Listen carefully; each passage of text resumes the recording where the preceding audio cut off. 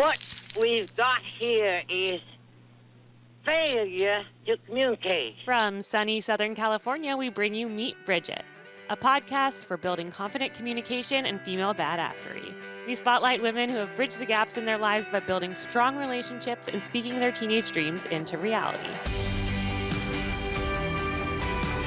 You know, what if we could all be this free of judgment and self-hate? I think that we would just live in a better world. Welcome back to Meet Bridget, a show that dives into the often untold teenage and young adult experiences of successful women, heralding from diverse backgrounds and working in a myriad of different careers. This show is an extension of a confidence coaching service for young women that we call Bridget. I am Kashia Rosenberg, and I co-host this show alongside my best friend, Asha Gabriel. I'm back again today with an incredible guest, another solo episode. And I can't wait to share the passion, confidence, and story of this guest with all of you. Alexa Phelece is a model, business owner, and philanthropist who is on a mission to spread self-love and body positivity. She sought to challenge the status quo within the modeling and entertainment industry, and so far she's doing a damn good job of it. I met Alexa during an event in LA where she was volunteering her time to spark confidence in models of all shapes, sizes, colors, and backgrounds. Her personality is dynamic and infectious. She's gorgeous, and I'm thrilled to bring her energy onto our show. Welcome, Alexa. Hey. Thanks so much for having me. Yes. Oh my gosh. I'm so excited to get into it, to share your story, to learn more about you. I really want to dive right in because one of the things that struck me when I met you at the Love Your Body event was how vivacious you were, how confident you were, how easy it was for you to translate that confidence onto other people, such as myself, who were, there. Some of us were there as volunteers, us were there as models, and you just really knew how to command a room and guide everybody toward this like very peaceful but confident space mentally. So I want to know where that comes from, and I want to get started by talking about where you're from, where you grew up, and let's get into it. Thank you. Thank you so much. Yeah, I was so happy when you approached me about your show. I could not be more happy to continue my mission here, talking to the young ladies, the young women, the young entrepreneurs, the dreamers that want to know what it's like to live a life full of confidence and self-love, but still get the realness, get down and dirty with the honesty that and the hard work that it takes to get there. I have to say that it's easy for me to command a room like that and look into the eyes of all of those incredible women because I genuinely believe in my soul that they are all beautiful in their own way. And that's something that's taken a lot of work, a lot of personal work for me to understand. I used to look in the mirror and I did not feel that way about myself. I felt the exact Yeah. opposite. And it wasn't until I did that personal work where I could look at myself and accept myself fully, the way I look, my past, the choices I've made, who I am as a person, until I could actually look at other people and, pass that confidence onto them. It was really important that Yeah. I did that for myself first. Yeah. No, I mean, and it totally shows. So where are you from? Los Angeles originally? So I'm actually from a small town in Orange County. I guess it's not that small, but it's called Garden Grove. Went to Garden Grove High School. I love my GG fam. Being here in Los Angeles now has really opened the door for me and allowed me to see, where I could really take my message, my business, and my philanthropy. Are you, I want to talk a little bit about your childhood because one of the things that we love doing is we love, figuring out like where you started out and like the immense growth since then. So you grew up in Garden Grove. Are you an only child? Do you have siblings? Like, what was life like for little Alexa? Little Alexa. Well, a little Alexa was actually never known as little Alexa. So I was born a twin. I have a twin sister, and she Mm-hmm. was the little one. It was physically she was the little Oh. one. Yes, and so she was actually born 8 minutes after me. And ever since I absolutely love my sister. Right now we have a really good relationship, but it wasn't always the case. I was really in this state where I was under a lens of constant comparison. now I know as an adult, the key to not feeling, the key to being confident is not comparing yourself to others. And Yeah. it took me most of my childhood to really understand that if I was going to continue comparing myself to others, especially my twin sister, then I would never be able to really step into my own light and shine and be who I was meant to be. So she didn't know any Yeah. better, but I was always the chunky one, the loud one, and I had to be the protector. And Mhm. I kind of built this understanding of myself that no one would ever protect me. I was always the fat and ugly one, and that I would just never be as loved as she was. That was kind of the narrative I told myself. Yeah, it's so wild because as children growing up, we create these images for ourselves. Like our sense of identity is really just not set until you come into like young adulthood. And for a lot of people, not even then. I mean, Asha and I talk a lot on our show about, the different dynamics between siblings growing up because we feel like it definitely influences pretty much everybody. Like, I'm the oldest of 4 kids, and so I've always been pressured to be, like, the leader, like, always, be on the straight and narrow, and, Asha is a middle child, and so there are differences with that.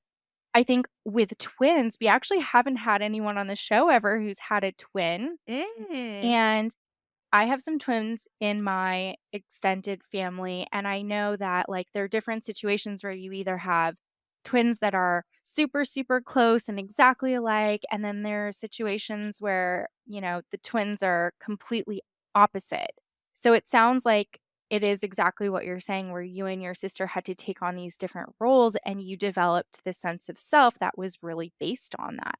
Were you Mhm. guys close growing up, even though, there were these, like, profound differences? Yeah, I think it's important that the young people understand that the stories we create about ourselves are what is most Mhm. important. And if you are creating Mhm. a story of who you are right now as a child, remember that that story can change and it can be Mhm. whatever you want it to be. And the relationship I had with my sister growing up, I really played the victim. I really didn't give myself the opportunity to shine because I felt as though I was always going to be under her thumb. And it's interesting now as adults, she tells me that she felt the same way about me, but we never really talked Mm. about those things. My mom always tried her best to make everything equal for us because Yeah. we were equals, birthday parties together. She got the same amount of gifts as I did, things like of that nature. She always tried her best. And also growing up as twins, I started to see how no matter what effort my mom put in, I was never going to really be treated the same as my sister just because of society. It was the societal Mhm. standards that I just could never meet up. It started with clothing, really, for me. My mom is really a fashionista and she loved to dress my sister up. But ever since we were born, we were dramatically different in size. Our body size is different. And she couldn't find clothes to put on me and my sister to have that twin aesthetic, which sounds maybe not Like the important. matching? Yeah, Yeah. yeah, and it maybe doesn't sound that important, but as a child to know that, you know, I wasn't able to participate in that excitement that my mom had when dressing my sister, it showed me that I just wasn't good enough, or it made me ask those questions. Is there something wrong with my body? Is my size and Mhm. my height and my shape a problem?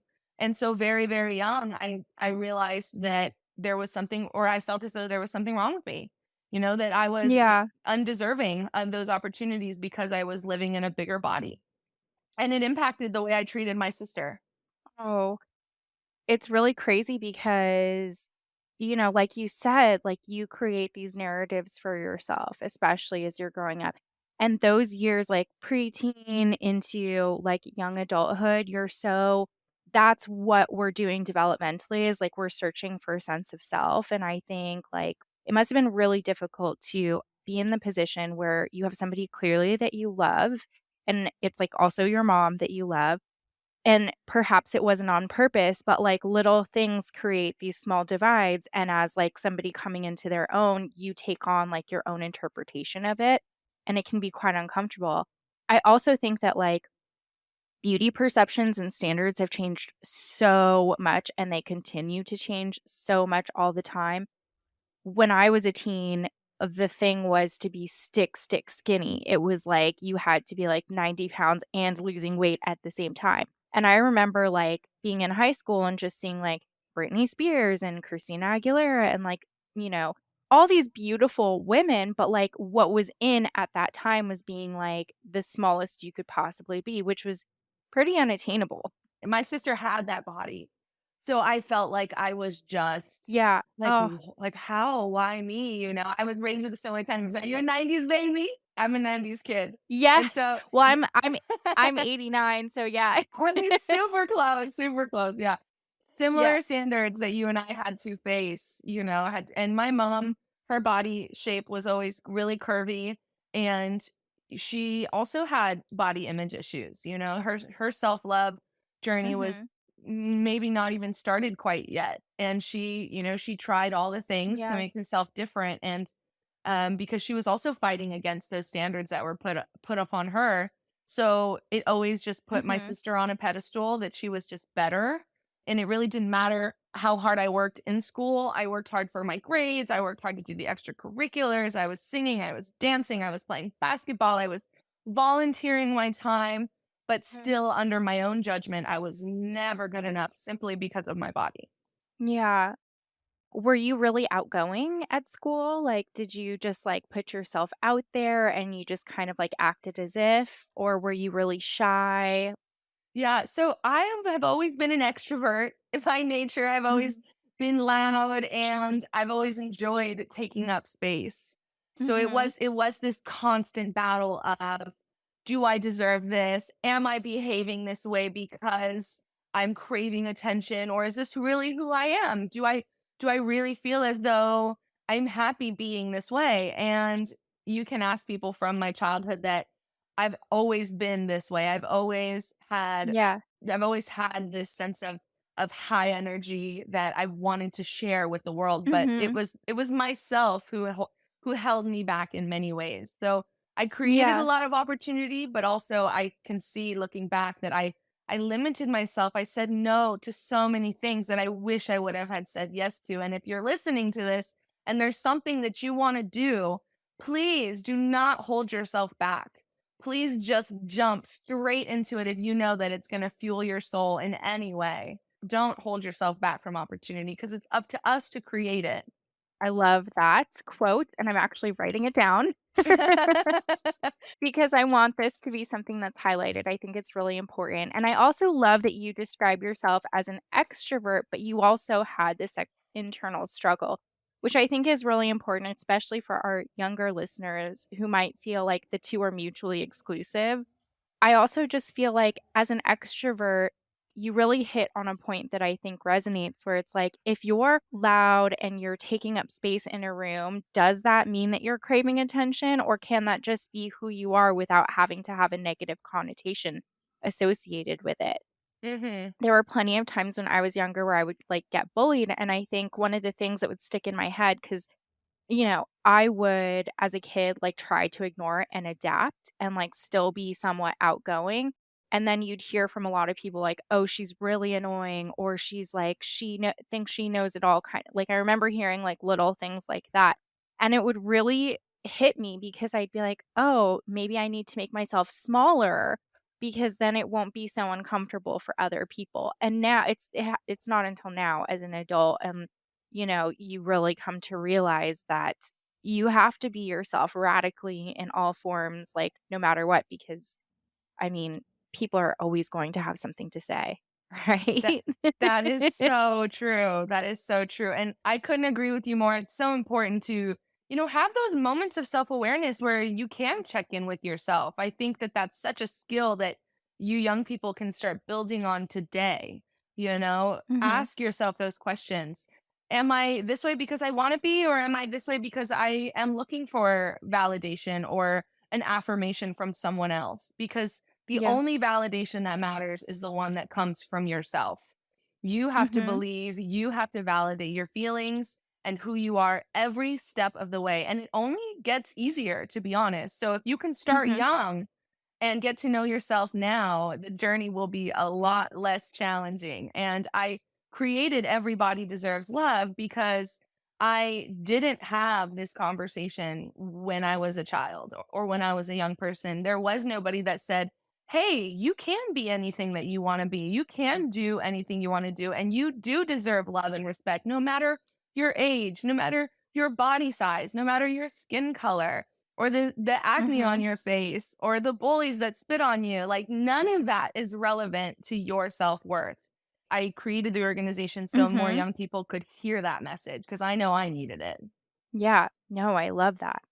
Let's talk a little bit about how you started building this pathway to a career. So, you're in high school, you're going through all of these internal struggles, but you're an extrovert who, I mean, I can just imagine you being vivacious and like when you say you love taking up space and taking up a room, like I can just imagine like a younger version of yourself like, just trying to like explore and be who you were in the surroundings you were in. Did you always know what you wanted to do? Did you see yourself as a model? What did you think that your future looked like at that time, and, like, how did you start taking steps toward it? Oh, that's such a good question. At a very young age, I knew I wanted to be a performer. I really wanted to be a singer or a dancer. When I was expressing myself through song or dance, it made me so happy. I felt so true to myself, being able to connect to an audience, connect to people in that way. But because I was insecure and because I looked the way I did, I instantly wrote that off as not an option. Having those role models of, like you said, Britney Spears, Christina Aguilera, I craved their careers. I was like, well, I don't look like them, so that's not an option. So the next best thing for me was to build some kind of career around helping people. I was always raised to, offer my love and support when I could, especially being the older of my sister and I, us being twins. She was always very shy. It was kind of always in my nature to protect her and to be there for her and to look out for her and be her voice when she really didn't know how to use her own. That always made me happy, to be that leader, that helper.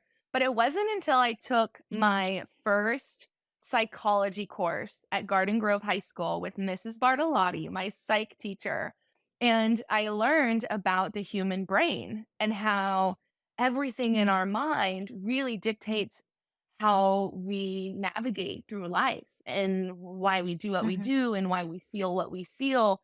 And that interested me so much, especially because I had so many of my own internal issues that nobody really knew about. So when I Yeah. started learning about psychology, I knew that I wanted to get an education in psychology. So right after high school, I went to Long Beach City College and then Cal State Fullerton, and I got a degree in human services with an emphasis in psychology and mental health. Oh, very cool. Yeah, I still didn't even know what I was gonna do with that degree, to be honest. I didn't know. I was in my 20s and still like, all right, I've got a piece of paper that says I did something. Now what? You know, that's kind of like the struggle too. I think if you're not in a job that has like a very specific career path, like doctor, lawyer, it just feels kind of like what's next? That was what it was for me. It's like, what am I doing? And so actually the summer I graduated from college, my family and I went on a cruise. I was really struggling with my self-image at this point. I was in my early 20s and I remember the exact incident. We were taking pictures because Instagram was still it was just born. And I was really into Instagram. I was taking pictures of my sister and my dear friends and I just remember feeling this bubbling of really just disgust, envy, jealousy, really low vibrational emotions. And I was almost, again, practicing self awareness. I was almost upset at myself for feeling those things. I couldn't even understand where it was Mhm. coming from. And I noticed that I was treating them very badly. Like I wasn't having fun when they're like, "Oh, do you want a picture, Alexa?" I was upset and I was like, "No, I don't want to take a picture." And it was this weird battle inside my head where it's like I wanted to be on the camera. I craved being on the camera and being recognized, but at the same time, I didn't want to. And it made me Yeah. upset. It made me upset with them because of it, which was Yeah. the most interesting thing. Did they understand at the time why you were upset with them? So mental health wasn't really something that I ever spoke about with my family. We never really talked about the bully that lives inside our heads. I saw my parents, Mhm. my father struggling with his own self-esteem issues. He would, he had his own ways of coping that were not healthy. He leaned on alcohol, and my mom also leaned on her own ways of coping with her mental health issues, which was the dieting, the obsession over the body, and I never really had the tools or techniques or even the safe space to communicate my feelings. So they never knew, they never knew. They really just saw me as a star in my own way. They saw my extrovertedness. They saw how much people loved me and gravitated towards me, but they had no idea how much I hated myself. Yeah. And so I was just known for having attitude. I was just Mhm. being a brat. I was just being all of that. You talk about the internal bully. Did you ever experience being bullied before? Absolutely. So much of my childhood, I was battling bullies. I remember a couple of the first weeks of kindergarten, this boy named Philip.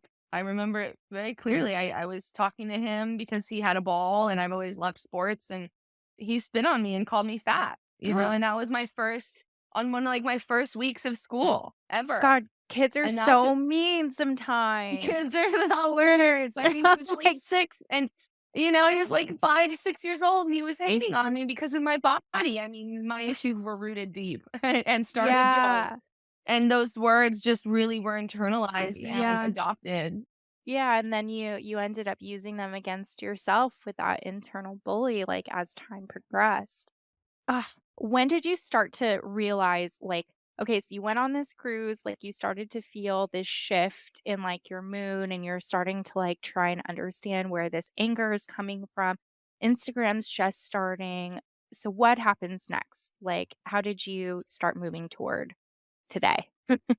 Yes. So I remember sitting in my very small, if you've ever been on a cruise, I suggest you do it. It's lots of fun. Mhm. I was, as long as you're not dealing with your own mental health concerns, I was sitting in my beautiful room with a view, and I was just scrolling on Instagram, and I had came across a boutique. It was Bougie Curves Boutique. And I was blown away. I remember seeing women that looked like me. And at that moment, I just felt this sense of relatability, connection, Mhm. hope. So this thought was just planted into my mind that I look like these girls. Why couldn't I do that? Like, if I see myself in these women, why couldn't I be her? Like, who said that I couldn't, be on this website, on this Instagram page? And so I started liking photos, commenting, and I truly can't remember if it was me or her who reached out. I don't know if it was me who was like, hey, if you ever need a model, I'm in LA, or if she was like, oh, hey, I see you're in Los Angeles. But that relationship started. Kind of shook a little bit to think that I was even considering this. Mhm. But when I got back from the cruise, I followed up and I started taking pictures in her clothing, and she started using them on her website. And in exchange, she was giving me the clothing. It wasn't a paid gig, but the opportunity to get clothes was a big deal for me because, like my stories previously, clothing has always been a challenge for me. Mhm. And anybody who's ever gotten dressed before knows that there is a huge sense of self confidence that comes with how we dress and how we present ourselves and express ourselves through fashion and through what we wear, how we look, how we do our hair. And fashion was always really rejected me. So to Mhm. find a brand that had cute, sexy, fun clothing that fit me perfectly, it just lit me up. It just fueled me inside. And there was this moment where, maybe about a few months in working with her, I looked at the photos, and at the time I was still struggling. It's not like, oh, all of a sudden I love myself and I'm super Mhm. comfortable with my body. But I remember looking at one of the photos and actually getting emotional and tearing up. And I remember saying that I was like, wow, everybody does deserve love. Like everybody deserves love. I look beautiful. And in that moment for me, it was huge. It Yeah. was transformational. I mean, I'm getting emotional just thinking about it because I remember it so vividly, where I could finally look at a picture of myself and say, shit, girl, you're beautiful. Like, I deserve to feel that way, which I never had felt, Yeah. and I've felt that for other people. I felt that for other people a little bit, but not to the extent that I do now. Because Yeah. I always really looked at other people and hated on them. Like, I can't think of a better word. Like, I hated on them because I hated on myself. I heard those words in my head, everybody deserves love. And instantly after I felt that way about myself, I just had this vision of how can I get every single person on the planet to buy into the belief system that we are all deserving of love and that it really does start with us loving ourselves first. That feeling that I had was so damn good. I wanted everybody to feel it. I just wanted every single person on the planet to release themselves of any suffering that they carry because of the way they perceive their body or the way that they look on the outside. Mhm. And that was really the launch of the charity Everybody Deserves Love. And very quickly after that, I had organized a beach party. I wanted to get as many people as possible to the beach in bikinis, in bathing suits, in a place that I loved so much, which is by the water. And I wanted to spread this message. I wanted to get people to hear me out and hear this new passionate belief system that I had adopted about myself. So the Everybody Deserves Love beach party was born. I love that. How did you know to get started with a nonprofit? Like, did you have to do research or were you just like, I need to spread this message. Like, I need it to be like in a way that everybody can access it. And then you just kind of like went from there? Yes, definitely. So I had already been going to school for Hmm. human services, which is basically an Hmm. education on serving humanity in some way. You after human services, you can really do you could do a lot of different career paths. You can start a nonprofit, you can go into the line of counseling or therapy or starting wellness centers. There's a lot of different fields that follow the human services degree. And I I remember in that moment that I remember in that moment that I could do this, with my career, like with the education that I took in college. But Hmm. I also knew that I wouldn't make a dollar. I wouldn't become Hmm. rich with this. So I was always going to have to do something more cuz like you said, that real accessibility piece, that inclusion piece, that was very important to me from the beginning. I mean, Hmm. everybody deserves love means everybody, and not everybody has the money or the ability to access the resources that I really wanted to create. And I didn't really have too much of a plan at that point, but I knew I wanted to get people together to let them know that I was starting this. And it really started as a hashtag online. It started as a Hmm. hashtag on Instagram, hashtag everybody deserves love. And now we have over tens of thousands of people using that hashtag still. And I was using that hashtag and sharing the images about the beach party. And the beautiful, fabulous Ashley Graham, the supermodel, the author, the mother, had found my content on Instagram. And I was chosen to be on the television show Celebrity Undercover Boss. I don't know if you've ever seen the show Undercover Yeah. Boss, but it's a TV show for those who haven't seen it. It's a show where the bosses of either a business or an industry go Hmm. undercover and bless the lives of those who are working really hard for their business or for the industry.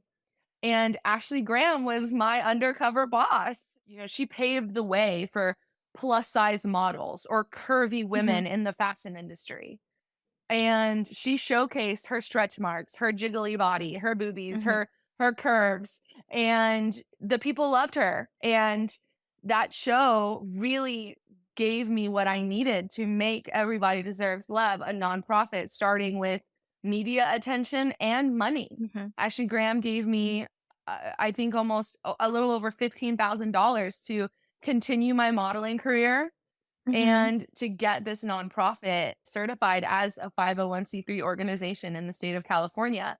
And it all just grew That from is there. so wild. Yeah, absolutely. I wish she could see what we're doing now. We'll have to share it with her. I mean, I think it's Please. so cool.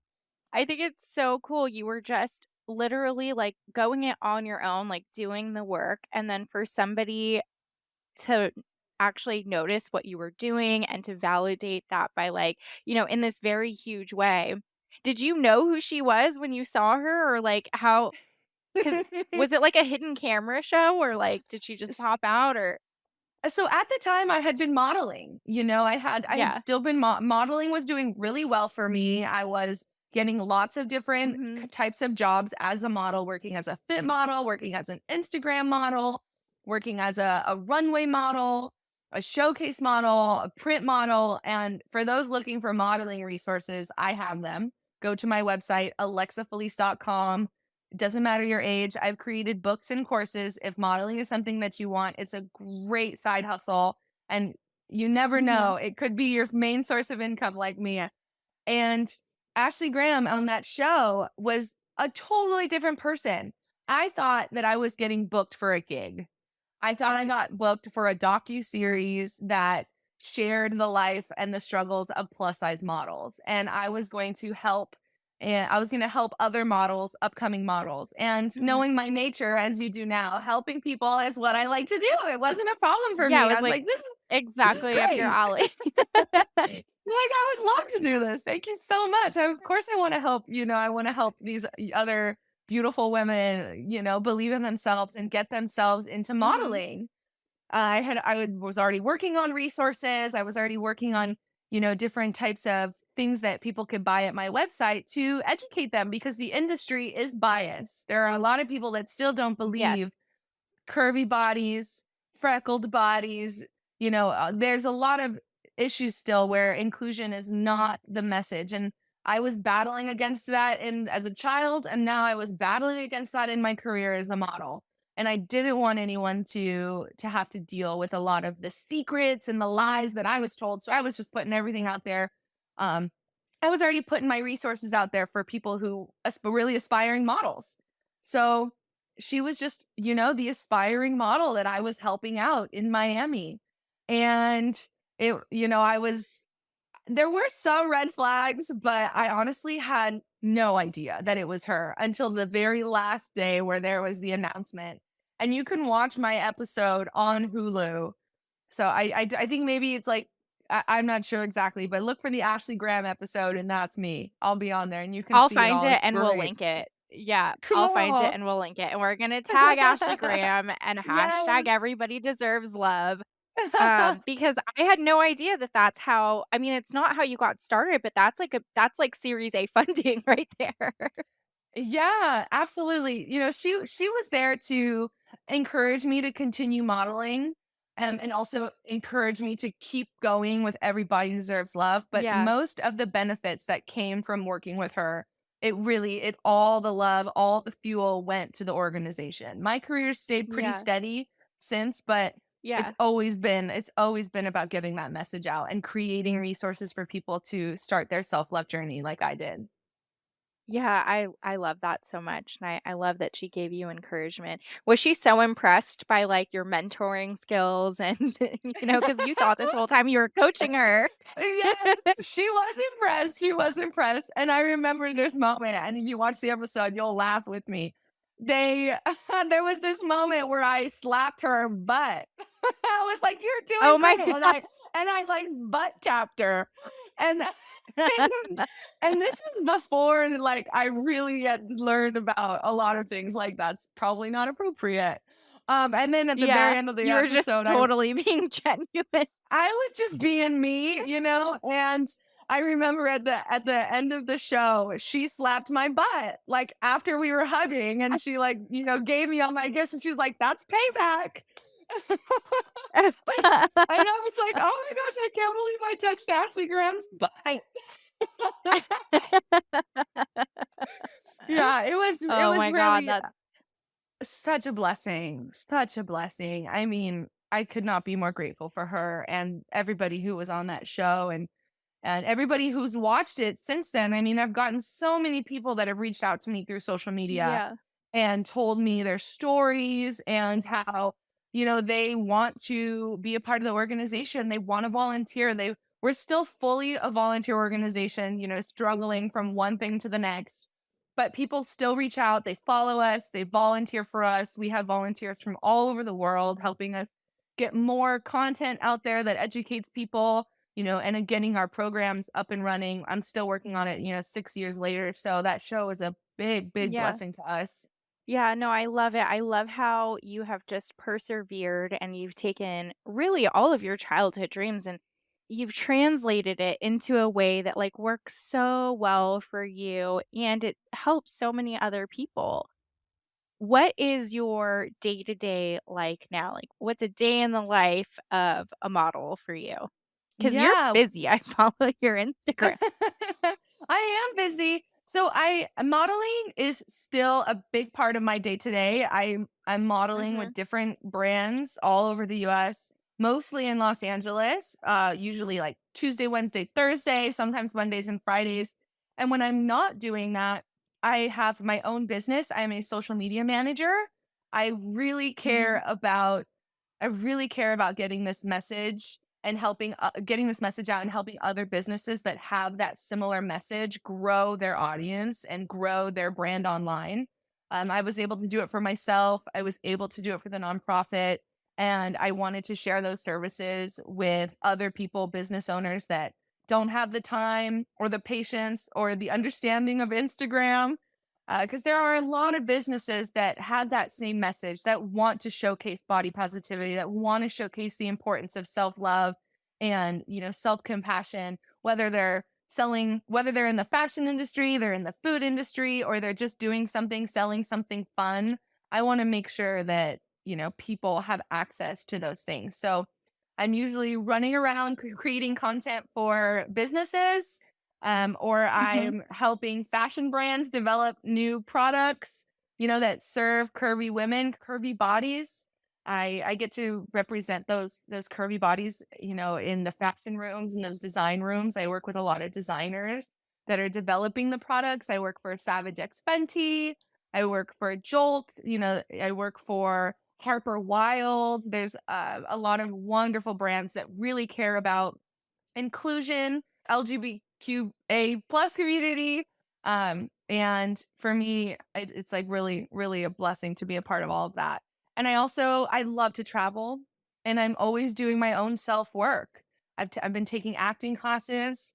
I've been taking vocal empowerment classes. I still have dreams of being a singer. I still have dreams of being a movie star. I still have dreams of, being a talk show host, starting my own podcast. So I just really never stop working on my dreams. I love how forward facing you are and how anything that you have seemingly wanted to do, you've just put one foot in front of the other and just gone for it. I love the origin story of everybody deserves love. And I also just love how everything that you do really aligns with the singular message that everybody is deserving of love and you're going to go out there and show it and do it. I think you're incredible. I think that our audience is going to gain so much from listening to you talk about how you translated your internal struggles and turned it on its head and created this fabulous career for yourself. You're doing it. You're the epitome of, success.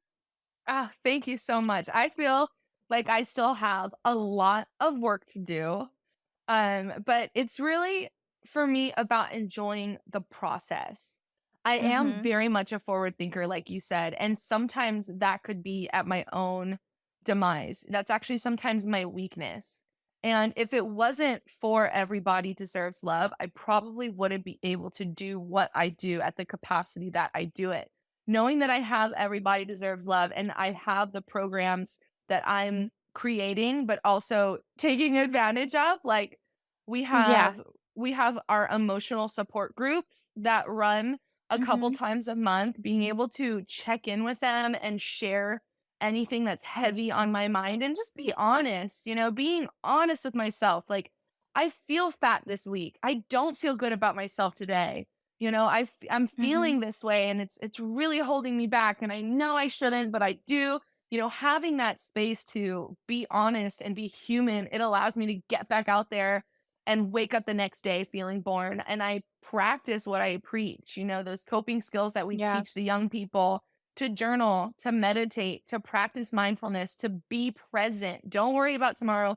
Don't worry about yesterday. Be here now. How can I take more of myself and put it into what I'm doing right now?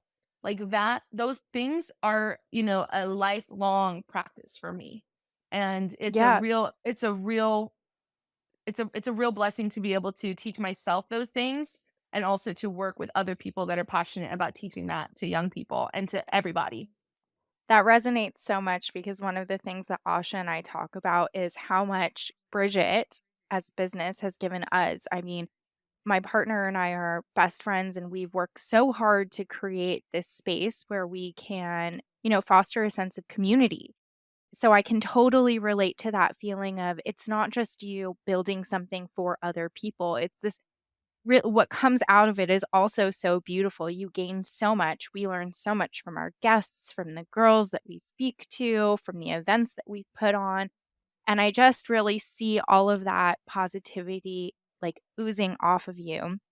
And the other thing I want to mention is I really love that you mention your support groups. I think that's a really significant part of what you guys do because, especially now with social media and body positivity, the other end of the spectrum I notice is like the toxic positivity where people like fail to validate like very real feelings and struggles, or like they try and hide them instead of like sitting with them.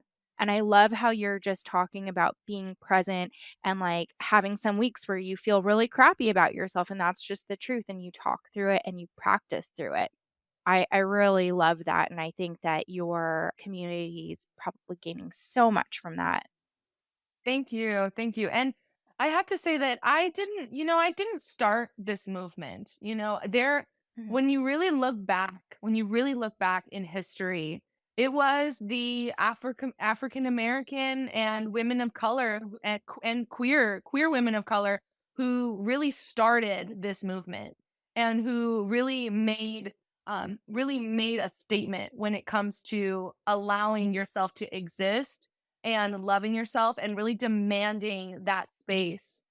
Because, well before I was even born, people, curvy bodies and people of all kinds of abilities were rejected from society.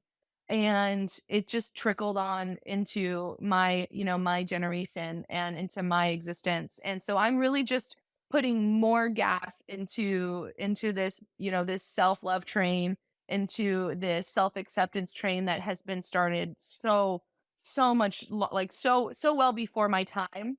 And it's a real honor and a privilege to be able to have these opportunities like speaking with you to just again put that out there that it doesn't matter what you look like, it doesn't matter your skin color, it doesn't matter if you are queer or how you identify yourself.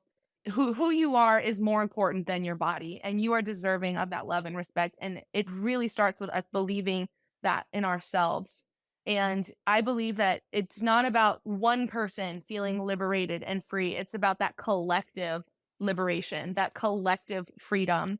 And that to me is also what's so important. Just because one person feels good about themselves, like let's take that and how can we create that opportunity for other people too? It's all about the collective for me. It's just like one person free is great, but what if we could all be this free? What if we could all be this free of judgment and self-hate? I think that we would just live in a better world. I love that so much, and I completely agree. And I feel like we need to shout everybody deserves love from the rooftops and just Thank continue spreading this you. message. Thank you. Honestly, thank you so much. That's how I feel. I want everybody deserves love to be the message of the universe, you know? And you'll see now that you know about everybody deserves love. You'll see like you'll be watching a commercial and you'll be like everybody deserves love. You'll see a drag queen show and you'll say everybody deserves love. You'll read a book about body liberation and you'll say everybody deserves love. It's a message that just hasn't been said enough, but it's out there. It just needs to be, and there just needs Yeah. to be a big exclamation point. And there needs to be, I think, this collective effort of building this organization because it's not a business, it's a not for profit.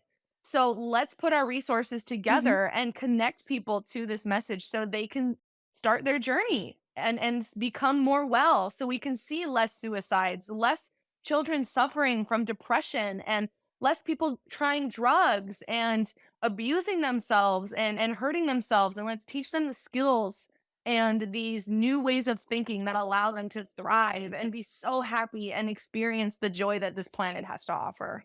Yeah, I completely agree. Well, I could keep talking to you for ages, but I don't, we only have a limited amount of time with you. I want to make sure that we get into like the fun, like closer that we usually do with all of our guests, which is called the Fast Five. So if you're ready to jump Ooh. into that, we can go right in. Let's go. Let's do it. Okay. Number 1, favorite modeling job you've ever done. Probably the show Celebrity Undercover Boss. Yeah, I know. I wrote these questions before the interview, and now I'm like, that's obviously. Yeah, that's, or I have to say, there was another opportunity where I got to meet the founder of Savage X Fenty. And if you know Oh my, Savage X Fenty, you know who the boss babe is. oh So my that was God, a yeah. pretty great job. That's awesome.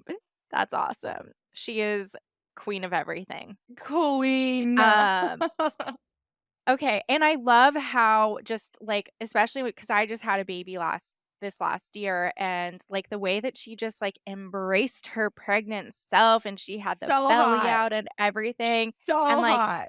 I felt like there were so many times during my pregnancy where I was just like, "Oh, I do not feel like myself." And then I'd like look at Rihanna and be like, "I can do anything." Mhm. She's just Mhm. like just instilling that confidence. Yes. Okay. Number 2, morning routine. Morning routine. I wake up, I take a poop, I brush my teeth, I journal for 4 minutes. I drink my water and then I do yoga. I think it's so important to get your body moving and connecting with your body and also reaffirming those messages. And I remember this is the statement I say in my journal every morning. I say, "Good morning, Alexa. Today you will be a divine expression of the infinite." And I say that almost every day in just a different way. And I just remind myself that my life is a divine, unique, one of a kind expression of God, of the universe, of something so bigger than all of us. And it's my job to just be that individual expression of that. I love that. My number 3 was actually going to be favorite mantra for confidence, but I think you nailed it. Yes. Or just remember that Yeah. everybody deserves love. Yes. Yes. Yes, that's definitely the mantra. Okay. Number 4, any guilty pleasures? Guilty pleasures? Oh my gosh, baby talking with my dog. Does that count? Yes. I could just baby talk the heck out of that guy. So fun. Okay. Number 5, how do you reset when you're feeling overwhelmed? Okay, definitely traveling. I love just putting myself into an environment where I have absolutely no idea where I'm at, what I'm going to do, who I'm going to see, where I'm going to sleep. I just pick up and I go. And I just remind myself that no matter what's in front of me, I'm capable. I can survive. I will figure it out and I will have a blast. And I will allow the universe to open doors for me so I can walk through them. You are like the version of myself that I have to like train myself to be when I'm getting too anxious. Cause like that would normally be my nightmare. But then my second train of thought is like, no, no, no, we need to do it this way. So I love that. It's like such a well developed answer. Yeah, I always get overwhelmed when I seek too much control. You know, Mm-hmm. if you Mm-hmm. are feeling overwhelmed, it might be because you had these expectations of how something is supposed to be.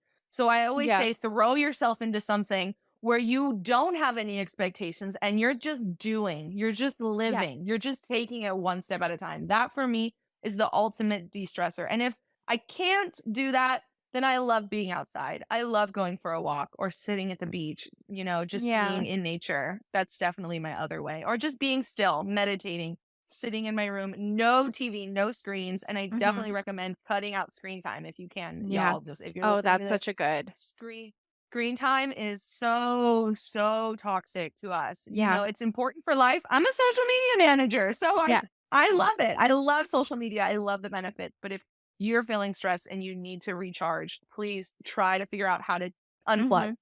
Figure out ways in your life. Be honest with yourself. How can you unplug a little? Can you put your phone in the other room in the morning and at night? Do you have to have it on all the time? Whatever it is for you, like create those healthy boundaries. Do you create like a schedule for yourself too? Oh yeah. I live on a schedule, on a calendar. My own account used to be very like I had a religious posting schedule, but then I realized that it was also stressing me out. So I ended up stopping that and I kind of just allow it to be organic right now. Yeah. I just allow my social media posting to just, if there's something I feel like I want to share with the people, then I share it. I don't Yeah. try to overthink it. And that is another whole other conversation on how we can handle, our relationship with social media. I would love to come back another day and talk about Oh my God. No, I know my wheels are spinning. Okay, so let's close this out. We have one question that we ask every guest of the show. It's just something like ruminative. It's nice to settle into. So, my final question for you: what was one quality you had as a young woman that you might not have taken pride in then, that you look back at and truly value now? I think it's my willingness to be vulnerable. I was always very emotional. I kind of hid it, from people. I tried to hide my tears. I tried to hide my excitement. I tried to hide my curiosity. But that willingness to be vulnerable and show the world what you're experiencing, show them how and what emotions you're feeling and how it's translating for you. That has allowed me to build such beautiful relationships with people and myself over the years. Be human and allow yourself to feel what you're going to feel because those are the answers. A lot of our truth lies in how we feel and how we respond to things naturally. So whether it's a moment where like, oh, this is making me feel this way, like I was feeling those feelings of jealousy and anger towards my sister for just taking pictures, you know, being honest with myself and how I was feeling allowed me to make changes. It allowed me to grow. It allowed me to be better. And no good comes from just stuffing our emotions inside of us.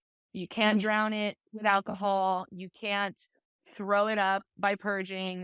The only way to deal with our emotions is to do it face on, head on. So allow yourself to be vulnerable and know that there's nothing wrong with you when you're experiencing emotions. Emotions are our friends, even if they don't always feel so good. I love that so much, and I think it's so apropos, and I'm so glad that we got to share you with our audience. It really has meant so Thank much to you. us. This was so fun. Where can our listeners find you? Oh, please find me. Please find me. I would love to speak to all of you and do so much with all of you who are listening. You can find me at alexaphelece.com, and that's PHELECE. There's a contact form.